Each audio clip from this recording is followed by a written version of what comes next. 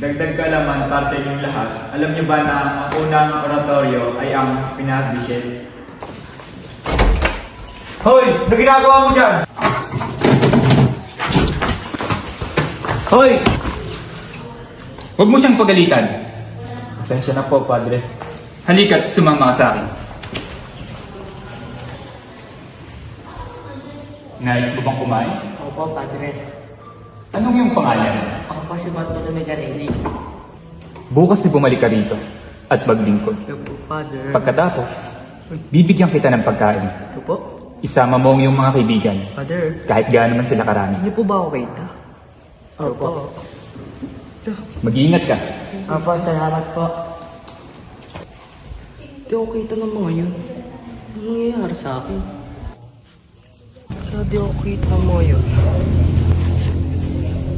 Sino ka? Parang ngayon lamang kita nasilayan sa lugar na ito. Ah, nakikita mo ko? Ako nga pala si Harvey. Harvey? Kakaibang pangalan yan ah. Ganda ng suot mo ah. Akin na lang.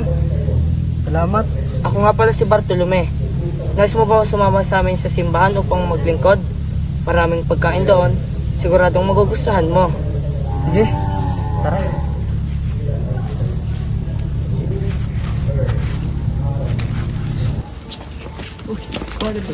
Narito po ang aking mga kaibigan. Si Harvey, si Jay, si Nigel at si Elron. Kamusta naman kayo? Teka, sasabihin ako sa'yo. Wala ka ba kaibigan babae dito? Mayroon, ngunit nandun na sila sa kanilang oratorio. Hindi magkakasama dito ang babae at lalaki? Hindi, inaalagaan sila ng mga madre. Samantalang sa DB naman, magkasama ang girls and boys ah. Anong yung sinabi? Ah, wala yun. Huwag mo nang intindihin yun. Sige, tara na lang bumalik yun na, Father. Don Bosco, dumarami na ang kabataan. Hanapan mo sila ng kanilang maaaring tuluyan upang maisakatuparan ang nais mong oratorio para sa kanila. Yun nga po ang nais kong sabihin sa inyo. Ngunit, hirap pa rin na tila mailap ang tinadhanang oratorio para sa kanila. Kanina, nalaman ko na kailangan na pala nating humanap ng bagong oratorio dahil umabot na pala tayo sa 70 bata.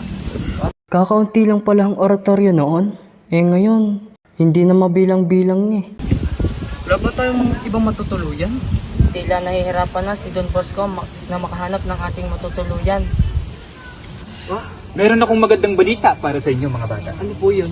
Meron na tayong lugar na pwede natin matuluyan. Talaga? Oo naman. May kaliitan lamang ito, ngunit sapat na ito para pagmisahan tuwing araw na linggo. Kaya, ano pang hinihintay nyo? Samahan nyo ako at ating pupuntahan ito. Tara! Tara! Dear Diary, nakakapagod ang araw na ito. Sa kasalukuyan, nakakapagod mag-aral. Ngayon naman, dito sa nakaraan, nakakapagod naman maglakad. Pinaalis na naman kami sa pinanggalingan namin kanina dahil hindi raw kami naliligo. Oo nga no, ang baho ko na pero paano ba naman makakaligo? Di walang sabon at shower. Ngunit may nagpatuloy sa amin kanina. Ibinigay niya ang property.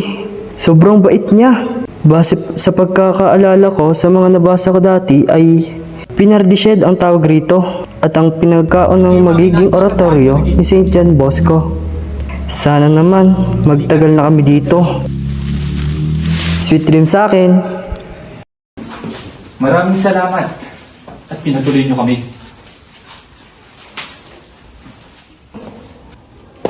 Uy, Arvey, gising! Tulad na laway mo! 5 minutes? Anong 5 minutes? Wala ka sa bahay niyo eh. Harvey! Arvey, gising! Ano yun? Nananaginip ka ba?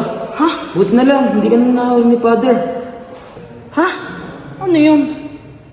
Ay, gutom lang yan. Tara na sa labas at may merienda na.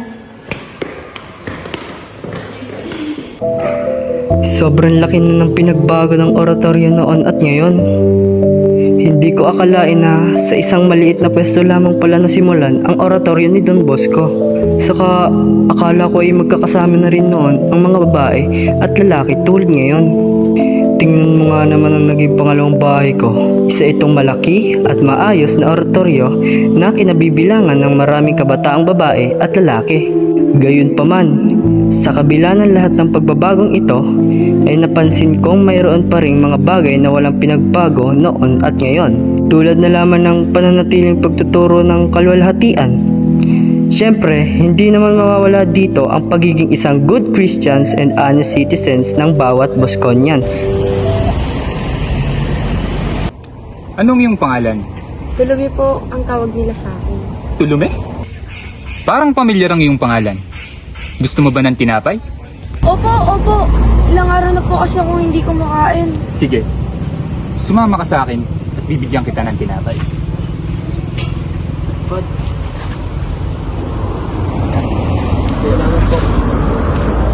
Ang tawag dito ay labi. Upo ka muna dito. Punta lang ako saglit. Babalik ako.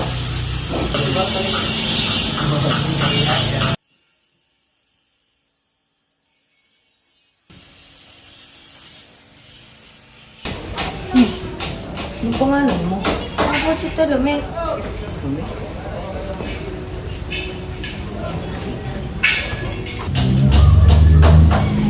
Bibigyan uli kita ng tinapay bukas. Pero, magse-serve ka dito. At pwede mo rin isama ang iyong mga kaibigan. Gaano man sila kadami. Sige po, Father. Maraming salamat po dito sila. Sige, halika't samahan ko kayo palabas.